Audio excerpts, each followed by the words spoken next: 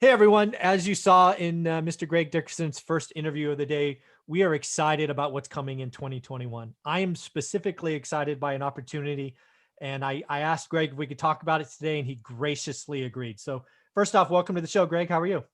Hey, doing great, Michael. Thanks for having me back. I appreciate the coaching and advice you're about to give me. So let me lay the framework, and you can give me some guidance and ask any questions that you need. So I've been reading about this build to rent model. Specifically, most recently, there's a company in Texas who's building 187 homes. Purposely, all homes are going to be for rent, right? Not sell to owner occupant. They're going to build them, rent them, basically create a portfolio out of them. It's working for them so much they just secured a plot of land to do another 200. So I look in my market of Fresno, California, very scarce inventory. It did make sense to flip for a while, but even that is competitive now. So I am looking at potentially copying that model, right? Go get a tract of land, build 10, 20, 100, whatever makes sense. But I've never been a developer. I've never done ground up anything. And you're my guy. So I'm like, hey, let's call Greg and just see what kind of word of advice or what kind of questions you would ask. And I'll stop there and see what you think. Yeah, so the first step is to, financial feasibility, to look into it and say, is this even feasible from a financial standpoint? So what you have to do is understand, what are the construction costs in your area? What are the development costs in your area? What are the rents in your area? And what does your financing look like to be able to do a project like this? And is it even going to work compared to the existing inventory that you have and what you can buy Mhm. in rent right now? So that's really where the comparison comes through. Now, the cool thing about new construction is it usually rents for more. It usually rents faster, rents for more, and is worth more than an older existing type of a property that you're just going to do the standard value add. So that's one of the advantages of it. And the other advantage is you have the opportunity to create something unique in terms of a community where people like to live in newer communities. So you got to do the financial numbers first. So you just start with the income. So what is the income, and then you work the numbers backwards to see if it makes sense. So if you have a certain amount of rent coming in, and your mortgage is going to be X, that leaves X. You have to put 20 to 30% into a project like this for new construction, depending on what it is. You might have to put 20 to 30% equity in it, down payment. So you got to look at your ROI on that. Then you work it backwards. What does it cost, for land? What does it cost to develop the land? And what does it cost to build? You can find those things out by talking to local builders in your Mhm. area that are building the type of housing you want to build. So if you want to build 3 bedroom, 2 bath, 1,200 square foot, houses, look for builders that are building that and talk to them, find out what the costs are, look at new subdivisions, see what stuff's selling for. You can kind of get an idea. If they're selling for something in a new subdivision, generally the builder markup's about 20%. So if a Mm. house is selling for 400,000, new construction neighborhood, take 80,000 bucks off of it. That's going to be your cost: land, development, house. They have about a 20% margin. Some of the bigger companies, operate on a little bit less of a margin because they're doing volume, and they're really the national home builders. They're really selling the residual products, kind of like Amazon. Amazon, what we buy off Amazon is a loss leader. Their money's made in their residual products and services that they sell. Um, Okay. so that's kind of how you can drill down numbers real quick. If you don't want to talk to a builder, just look at what new construction is selling for and back that 20% off, and that'll give you an idea of what a cost parameter is. Next step is, if you decide, okay, it looks good, looks like it's going to work, I understand relatively what the costs are going to be like, and we're talking if you've got no experience, you've never done ground up, then you want to start looking at land. Okay, and the land that you want to look at, you need to take, number one, the zoning. Is the land zoned? Can you do what you want to do? If it's 10 acres and you want to build 50 houses, can you do it? What is the zoning? How many units per acre are allowed? And just because the zoning allows for a certain number of units per acre doesn't mean you can get it, because Mm. you have to put the roads, the streets, utilities, this, that, and the other. You've got setbacks, green area, lot coverage restrictions, access, DOT requirements, Department of Transportation, ingress, egress, all these different things that are going to dictate what you can do with that land. So you want to kind of research those things first before you make a move on a piece of land. Find out what it's zoned for, if you can do what you want to do to it. Then once you do that, what are the requirements? And you can talk to the cities and the counties and find out what these requirements are in terms of permits, utilities, traffic studies and patterns. environmental studies that need to be done, any kind of rezoning applications that need to be done potentially, and what's required there to get a property rezoned. Is it already zoned by right? Meaning as it sits, you can do what you want to do. So you want to understand all those processes and what the permits are going to look like, and what's going to be required. Where are the utilities? How are you going to be able to connect to them? Is there water and sewer? Do you have to put in well and septic? Is there cable, gas, this, that, and the other? So you want to understand all those things. The city and county can generally tell you a lot about that, or direct you to the utilities departments to understand, what's involved there. Then you start looking at topography. Okay, how does the land lay out? Is it buildable? Is it a cliff? Is it hilly? Is it flat? What are the soils like? Was there ever any kind of an environmental, hazardous, use to the property? So as you move along in due diligence, you'll do environmental studies that kind of do the history of the property to find out what was on that property and make sure there's no hazardous material ever been there, or ever been on the property. And, and you never know what you'll find on a property. So you want to walk it. You want to walk the perimeter and then kind of, work your way through the property, because there could be cars, there could be something stored, it could be a body. You never know. What it could be some sort of an endangered species. I had a friend that was doing a self-storage project, and they had these endangered turtles that they found. They didn't, it's almost impossible to find everything, but they didn't do those field studies to find it, and stopped the project cold. And delayed it like 3 or 4 months while they had to remove these turtles and relocate them. So you want to make sure that there's no environmental, natural resources, anything like that that's going to be a problem. Critical slopes, swamps, low, wetlands, lowlands, those types of things. And for certain types of projects, depending on what you're doing, you got to do soil samples and studies as part of your due diligence, things like that. So those are the types of things that you want to look at in terms of getting the property ready to build. So once you understand, yes, the project works from a feasibility standpoint. Yes, I can build what I want to build. And you kind of have a general understanding there. You can talk to some local site work contractors that are, doing subdivision work in your area, clearing lots, putting roads, utilities, gutters in, to kind of get an idea of what the costs are there. They can give you a rough idea per lot for a parcel, what your costs are going to look like. If there's timber, rocks, this, that, and the other, all those have different costs and different things you have to look at. So once you've gone through that, you're like, okay, sounds like it works.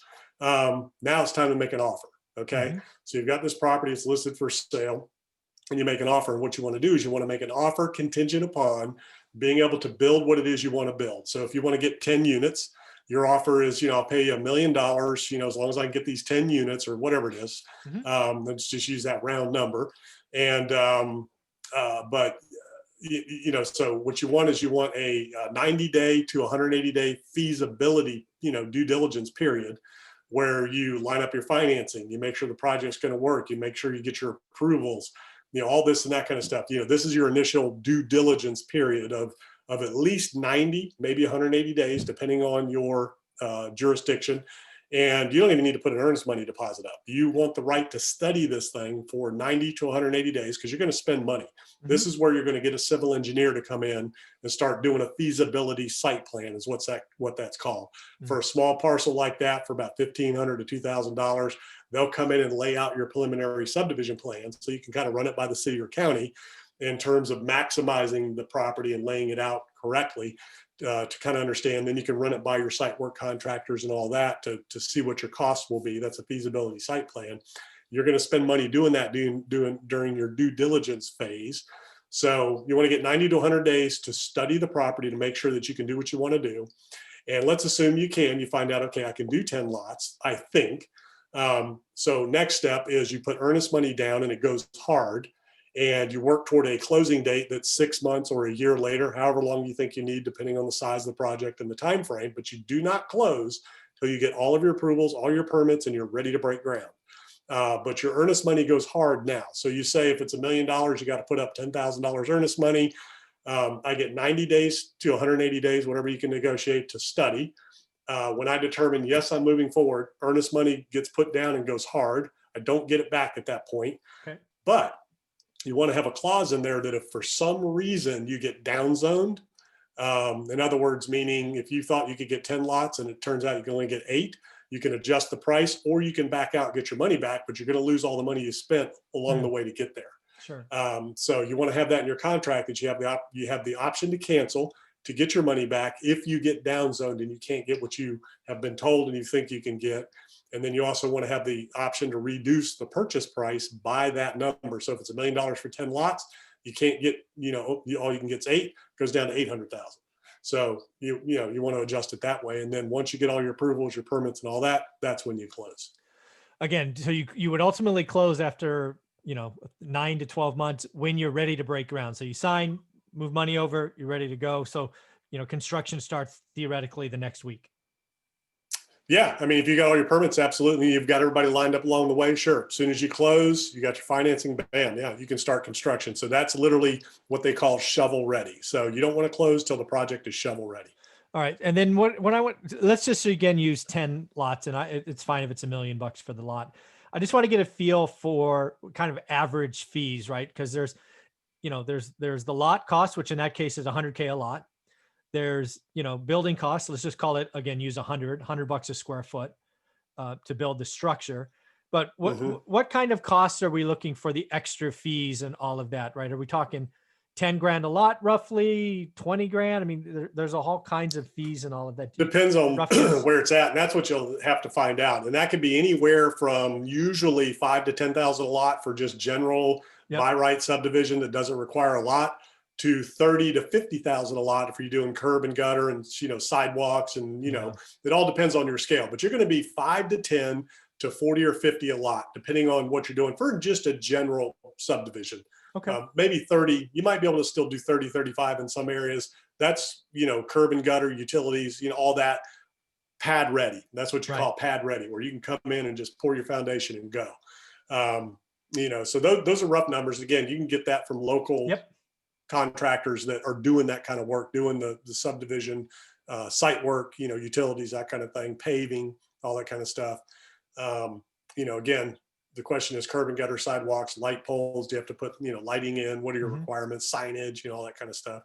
Now, you got to have to bond the project. So you got to have to put up a development bond, a performance bond, so you got to be bondable. And be able to post that bond. That's an insurance policy that if you, for some reason, don't finish the project, the city has the money to come in, or that they can cash in that insurance policy to come in and finish the project behind you. So you got to post a bond. So you need money for that. You got to find contractors that are bondable because they have to do the same thing. And if you're not experienced in this, then that's what you do. You surround yourself with a team. It starts with civil engineer that's what they do in that area. They're connected with the government associations politically in the area, and they have a good reputation for getting things through. You might need a land use attorney if you need to do rezoning, and let them handle all that and go before the committees, and they do everything for you. You need a good site work contractor that, is reputable, does work in the area, understands the requirements, knows what's going on. Because if that gets messed up, then that can be expensive. So you want to make sure that you've got them. And then at the end of the day, a good general contractor to build the houses. So your team, when you don't have experience, is very important. You want to make sure they're all very experienced, at least 10 years or more in the business doing what it is you want to do. And that's easy to find in those areas. And that's what a developer does. The developer is the visionary that brings the team together to execute on that vision for that project. Then you have the financing side. So you need lenders, you need banks that finance those types of projects, because not every bank does. Every bank has different appetites, different tolerance for risk. They like different kinds of projects. They might like one subdivision in one area, but not over here. So you got to shop a lot of different lenders. You got to find a good financial partner there in terms of a lender. And you have to be bankable. So what do I mean by bankable? So banks are in the business of loaning money. They want to loan money to the right people. So number one, you need to be bankable. So you need to have your financials packaged. You need to have your last 3 years tax returns. Any of your companies, you need to have their updated balance sheet and income statement, P&L. You need to have your updated personal financial statement, which has all your assets, all your liabilities, including all your businesses, properties, all that, and a nice buttoned up little package, so that when they ask for it, boom, email and it's fired off.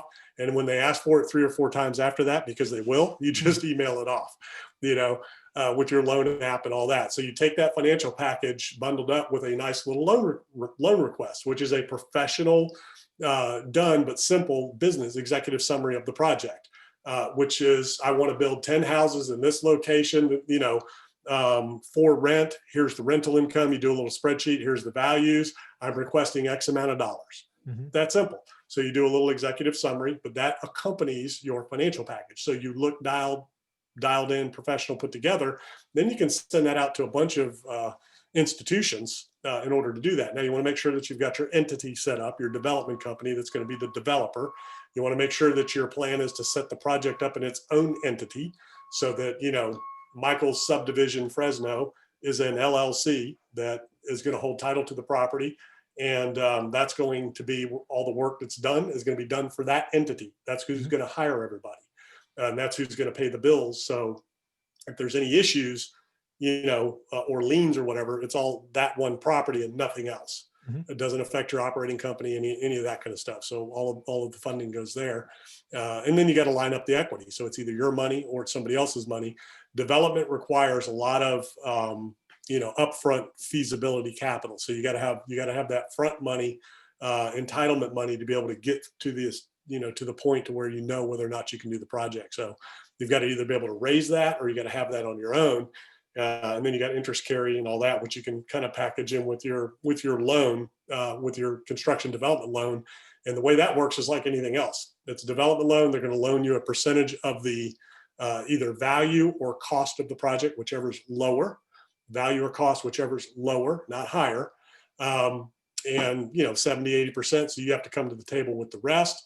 You can pack your interest payments in there so that you don't have to actually make it. It's just part of the loan. And it's added on and increases the loan balance as you go along. They'll provide the money to take down the land and pay construction draws on a progress of completion basis to the, you know, to the development manager. And then as the developer, you can earn a development fee of, you know, 2 to 4% for being the developer. You know, you work through the project and your goal is to either sell the lots to another builder, or if you're building for rent, then all of those properties will convert into a portfolio loan when they're all done, leased up and ready to go. So a lot of lenders like that kind of stuff. They like those development loans to portfolio loans. They'll hold it in house, or maybe they'll package it and sell it off. So that's kind of a short, high level version of how that works. That's amazing. I'm going to have to rewatch that again because there's a lot in there. And just as we kind of wrap this up, the other option is you sort of build, or the other option I'm looking at is just taking down individual lots, kind of infill lots, right? Throughout the city, there's always a lot or two that hasn't been built on, or it had a house, you just take it down. I have to assume those are easier, you know, kind of onesie, twosie here and there, because obviously the curbs and gutters and, you know, plumbing is all there. Is that a fair assumption, or am I missing a ton of things? So we never assume, you know, number Good one. answer. Good answer. Yeah, you never assume. And here's the things that can bite you on that. So yes, random lot infill development is what that's called. Scattered lot, random lot infill development. 10 properties here or there, that's infill development or minor subdivision development in some areas. But the random lot, scattered lot. So what you want to watch out for there is you go through the same process: utilities, access, driveway requirements, sidewalk requirements. Do you have to put a sidewalk in? You know, you know, all those types of things. If there was a house that was previously on the property, do you have to, you know, take the sewer line back to the main, you know, the waste line back to the main and put a whole new line in? What does your water line situation look like? Does that need to be replaced? Do you have to put a manhole in, fire hydrant? I mean, I've had all these things come up on just doing one lot where I wanted to, you know, tear down a house and build a new one. And in order to connect, I had to bring the sewer line up the street, put a manhole in, I had to put a fire hydrant in, you know, these types of things. So you just need to understand what those costs are going to be. You can tear stuff down and redevelop and do those. So you just want to understand those costs and just make sure. Power company is a big one. Make sure you check with the power company. Where's the power going to come from? Sometimes they have to move a transformer. Sometimes they got to put a pole in. There may be costs to you in certain aspects of that, because they'll put a transformer in, but then you got to bring the line in. So, you know, it can cost you money to do that. So you want to find out, you know, what that is and what's required there. So those are the types of things that can kind of bite you there. Also, land disturbance, you know, you want to make sure, you know, what's required in terms of, you know, stormwater mitigation, you know, land disturbance mitigation. What do they require for those types of things? But again, that's easy stuff. And I would recommend starting with that. And starting with one, and then work your way from there. So at least you'll understand, get a team together, all that kind of stuff. and it's quicker. You can Yeah. get a house done in 6 months to 8 months, and you don't need a huge long feasibility study period. But just because the house is the lot is zoned for whatever doesn't mean you can do it, because you're going to have setbacks, meaning, Yep. there's a certain area around the lot you cannot build in.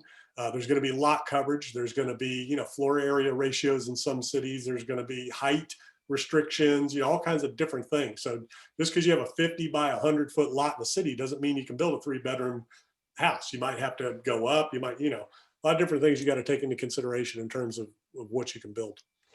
Very, very cool. I have lots of homework to do. It's just an idea I had after reading a bunch of articles about what's going on in Texas. I'm going to start with feasibility, financial feasibility. I've already got contact with a couple of contractors, GCs out there that are actually new home construction GCs. That's what they do. Mm-hmm. So I have a call with them, I think on Thursday. So I appreciate this. This has been a lot of fun. Thanks, man. Yeah, man.